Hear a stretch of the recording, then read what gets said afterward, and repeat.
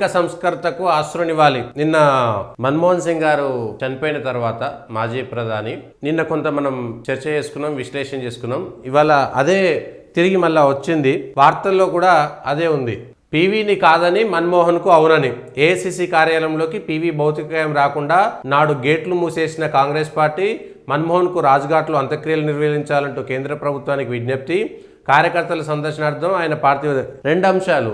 ఒకటేమో మాజీ ప్రధాని మన్మోహన్ సింగ్ చనిపోతే ఏఐసిసి కార్యాలయాలకు తీసుకుపోవడం మంచిది, కార్యకర్తల సందర్శనార్థం ఉంచడం మంచిది, ఆయనకు గౌరవించడం మంచిది. అయితే ఇక్కడ కేంద్ర ప్రభుత్వం ఏం చేసింది, ఆయన మాజీ ప్రధాని కాబట్టి అందరూ మాజీ ప్రధానులకు ఏ విధంగా అయితే గౌరవం ఇస్తారో, అంటే మన్మోహన్ సింగ్ గారు ఖచ్చితంగా నేను చనిపోతే ఇక్కడో అక్కడో అనేటువంటి చివరి కోరికలు ఎక్కడా వెలుబుచ్చలేదు కాబట్టి ప్రభుత్వం మాజీ ప్రధానిగా ఆయన హోదాతో, ఆయన గౌరవంతో, భారత ప్రభుత్వం యొక్క ప్రోటోకాల్తో ఏర్పాట్లన్నీ చేసేసింది, అయిపోయింది.